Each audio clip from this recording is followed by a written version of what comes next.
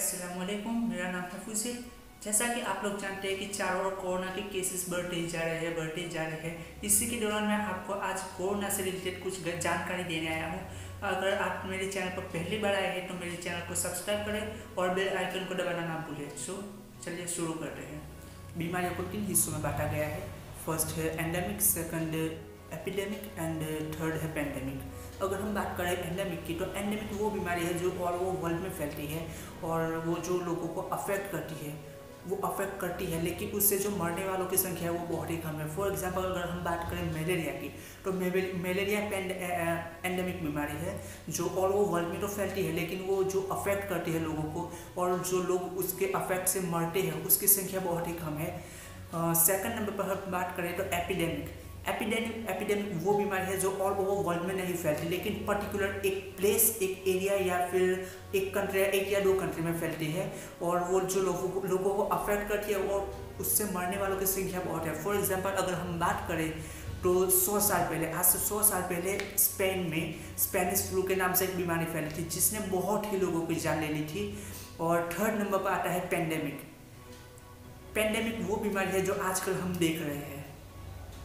Pandemic वो बीमारी है जो ऑल ओवर वर्ल्ड में फैलती है और वो ऑल ओवर वर्ल्ड के लोगों को अफेक्ट करती है और उससे मरने वालों की जो संख्या है वो बहुत ही ज़्यादा होती है और वो पर्टिकुलर एक प्लेस या एक कंट्री में नहीं फैलती, लेकिन ऑल ओवर वर्ल्ड में फैलती है। हम बात करें स्पेनिश फ्लू की, तो आज से 100 साल पहले स्पेन में स्पेनिश फ्लू के नाम से एक बीमारी फैली थी जो कोरोना के जैसे ही थी, जिसमें first, second and third wave ऐसे 3 स्टेज थे।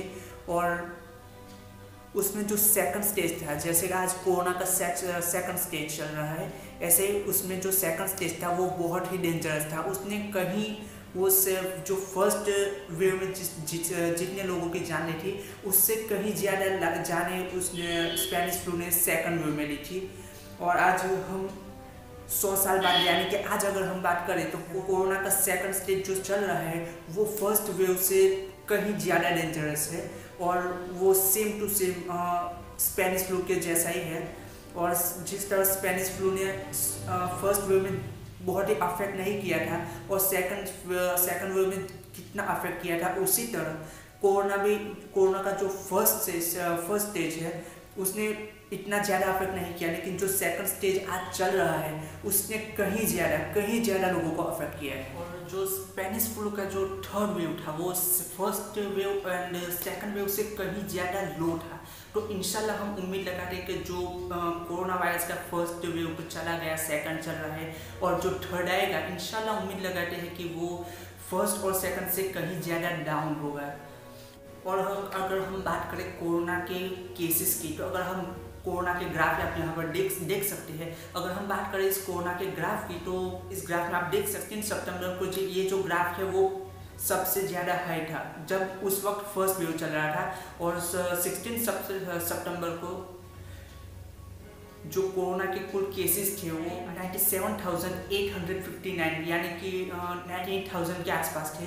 और जो केसेस है वो फरवरी मंथ में सबसे कम नोट किए गए थे, लेकिन फिर अप्रैल मंथ में ये जो केसेस है वो फिर से इंक्रीज होने शुरू हुए और 16 अप्रैल को ये केसेस 2,32,549 के आसपास, यानी कि 2,34,000 के आसपास थे। इन केसेस में जब हमारे इंडिया के केसेस जब 2,34,000 के आसपास थे, उस वक्त अमेरिका के केसेस पर डे 3 लाख के आसपास थे।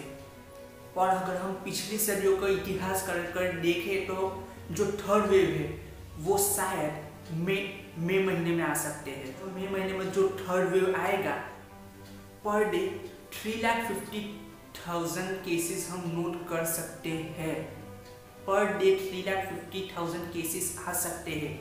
और ये जो केसेस है वो चिल्ड्रन में नहीं आएंगे और जो ओल्ड है, जो बूढ़े हो चुके हैं, उनमें नहीं आएंगे, क्योंकि चिल्ड्रन की जो रोग प्रतिकारक शक्ति है वो बहुत ही ज़्यादा है कि वो इसको फेस कर सके और इसके आगे अपने आप को सुरक्षित कर सके। और जो बड़े लोग हैं, जो 40-45 अब जिनकी एज है, उनका कोई मसला नहीं है, क्योंकि इंडिया में ऑलमोस्ट 40-45 अब के जो लोग हैं उनका वैक्सीनेशन का जो कार्य है वो ऑलमोस्ट ख़त्म हो चुका है। लेकिन ये जो थर्ड वेव आएगा उसमें अगर कोई टारगेट है तो वो है हमारे वर्किंग पीपल, हमारे यूथ। कोरोना का सेकंड वेव जो चल रहा है वो बहुत ही डेंजरस है, because first of all we have no beds in hospitals.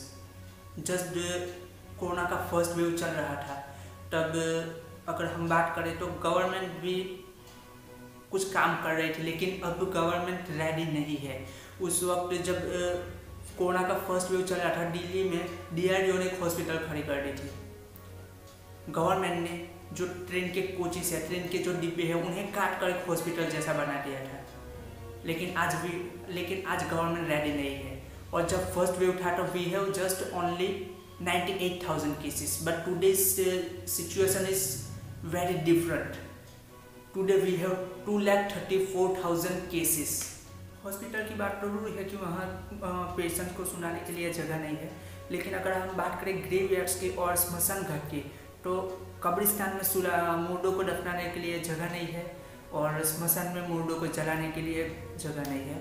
ये तो दूर की बात है। और आज अगर लोगों को सबसे ज़्यादा अगर कोई तकलीफ होती है तो वो है सांस लेने में तकलीफ। वेंटिलेटर पर आज जो लोग है, हमारे पास उन्हें देने के लिए ऑक्सीजन की इनफ बॉटल्स भी नहीं है। आज ऑक्सीजन के टोटल बॉटल की डिमांड 7 गुना ज़्यादा है। और जो ब्लैक मार्केट में जो ऑक्सीजन के जो बॉटल्स को जो सेल किया जा रहा है, वो उसकी प्राइस नॉर्मल प्राइस से आज 9 गुना ज़्यादा है। इंडिया में जो टोटल ऑक्सीजन जो प्रोड्यूस किया जाता है उससे 2 हिस्सों में बांटा जाता है। 15% जो होता है वो लिक्विड फॉर्म में होता है और जो 85% जो ऑक्सीजन होता है वो गैस फॉर्म में होता है। जो 15% जो लिक्विड ऑक्सीजन होता है वो उसे हॉस्पिटलों में दिया जाता है और जो 85% जो गैस फॉर्म में जो ऑक्सीजन होता है वो इंडस्ट्रीज़ में दिया जाता है। और इंडस्ट्रीज़ में अगर हम बात करें तो सबसे ज़्यादा अगर ऑक्सीजन यूज़ होता है तो वो होता है वेल्डिंग में, अगर स्टील इंडस्ट्रीज़ में, ऑटोमोबाइल इंडस्ट्रीज़ में। तो अगर सरकार चाहे तो जो कुछ दिन के लिए जो इंडस्ट्रीज़ में जो सबसे ज़्यादा जिस हिस्सों में जो ऑक्सीजन का यूज़ होता है उससे कुछ हद तक जो प्रोडक्शन है उसे कुछ कम करे और जो ऑक्सीजन बचता है उसे अगर हॉस्पिटल में दे तो कई सारे पेशेंट्स की जान बचाई जा सकती है। सरकार को चाहिए कि वो स्मैक लगाए। स्मैक 1968 में पास हुआ था, जिसका फुल फॉर्म है essential service and maintenance act. Smack के में ये होता है कि अगर कोई भी व्यक्ति, चाहे वो डॉक्टर हो, इंजीनियर हो, चाहे नर्स हो या मजदूर हो, वो कोई भी हो, वो हड़ताल पर नहीं उतर सकता। अगर वो हड़ताल पर आ जाए तो बिना किसी FIR या किसी कार्यवाही वो सीधे जेल जा सकती है वो अपनी जॉब घुमा सकती है और 6 महीने की उन्हें जेल हो सकती है। आपने देखा भी होगा न्यूज़ में और सुना भी होगा कि कई बार डॉक्टर्स को, नर्स को या कोई भी मेडिकल स्टाफ हो या कोई भी हो, उन्हें जो पेमेंट होता है उनका वो टाइम पर नहीं दिया जाता और जो पेशेंट है या उनके जो रिलेटिव्स है वो कई बार जो मेडिकल स्टाफ है उनसे मिसबिहेव करती है। तो जो डॉक्टर्स हैं, नर्स है, वो हड़ताल पर आ जाते हैं। तो अगर ऐसा देश में ऐसा कुछ भी हुआ और अगर डॉक्टर और नर्सेज जो है वो हड़ताल पर आ गए तो फिर हमारे हॉस्पिटल का क्या होगा। सरकार को चाहिए कि वो स्मैक लगाए। माना कि फर्स्ट वेव के लिए चाइना जवाबदार था, लेकिन सेकंड वेव के लिए जवाबदार कौन? सेकंड वेव के लिए जवाबदार हम ही है, क्योंकि जैसे लॉकडाउन खत्म हुआ हमने धूमधाम से शादियाँ मनानी शुरू कर दी। हम विदाउट मास्क कहीं भी घूमने लगे। सबसे बड़ी बात, हमने उत्तराखंड में कुंभ मेला आयोजित किया है, जिसकी वजह से 11 लाख लोग संक्रमित हो गए। और जब उत्तराखंड सरकार से सवाल किया गया मीडिया द्वारा कि आप जानते थे कि कोरोना चल रहा है फिर भी आपने कुंभ मेला आयोजित क्यों किया, तो आप जानते हैं उत्तराखंड सरकार ने क्या जवाब दिया? उत्तराखंड सरकार ने बोला कि कोरोना खुले मैदान में थोड़ा फैलता है और हमने कुंभ मेला तो खुले मैदान में आयोजित किया था। तो मैं आपसे जानना चाहता हूँ कि इंडिया की हर सड़क खुली है, तो फिर सड़क पर कोरोना क्यों आ जाता है? वहाँ लॉकडाउन क्यों किया जाता है? और बाकी का जो कोरोना था वो हमारे बंगाल के चुनावी रैली ने फैला दिया। आप देख सकते हैं कि सभी जगह कोरोना है। गुजरात में है, राजस्थान में है, महाराष्ट्र में है, लेकिन बंगाल में नहीं है। बंगाल में भी कोरोना सोया हुआ है और 30 अप्रैल के बाद जागेगा और ऐसा जागेगा कि सबको हिला देगा। सब आप यहाँ पर फोटोग्राफ देख सकते हैं, बंगाल की चुनावी रैली का फोटोग्राफ है। ना किसी के मुँह पर मास्क है, ना कोई सोशल डिस्टेंसिंग का कोई अमल नहीं, कुछ भी नहीं, सिर्फ चुनावी रैली। ना कोरोना का कोई डर, ना कुछ भी नहीं। और अगर बात करें हम वैक्सीनेशन की, तो इंडिया में वैक्सीन की बहुत कमी है। वैक्सीन लोग लेना चाहते हैं लेकिन उनके पास वैक्सीन ही नहीं है। वैक्सीन के जो डोज है वो मिल ही नहीं रहे और वो जो हमारी गवर्नमेंट है दूसरे देशों में अपनी वैक्सीन दे रहे हैं। ये हमारा हाल है। इंडिया को चाहिए कि उन्हें ब्रिटेन का जो लॉकडाउन सिस्टम है वो अपनाना चाहिए। ब्रिटेन में जो वो संपूर्ण जो पूरा लॉकडाउन नहीं है, लेकिन सिर्फ जो एरिया है जहाँ कोविड के सबसे ज़्यादा केसेस है उस एरिया को लॉक किया जाता है पूरी चारों ओर से। और जब तक वो पूरा एरिया कोविड फ्री नहीं हो जाता तब तक वहाँ से पुलिस नहीं हटती और उस एरिया को खोला नहीं जाता। हमें ये सिस्टम है वो अपनानी चाहिए कि ऑल पूरा इंडिया ही बंद कर दो। ये कुछ बातें थी जो मुझे आपसे करनी थी। अगर आपका सपोर्ट रहा था इंशाल्लाह आगे एवरी वीक ऐसे इंटरेस्टिंग वीडियो मैं आपके लिए लेके आता रहूँगा। उम्मीद करता हूँ कि आपको ये वीडियो पसंद आएगा। अगर वीडियो अच्छी लगी तो like, share and comments and don't forget to subscribe my channel and press the bell icon so you will never miss any video from me, and follow me on Instagram. The link of my Instagram is in the description. See you in the next video. Assalamualaikum.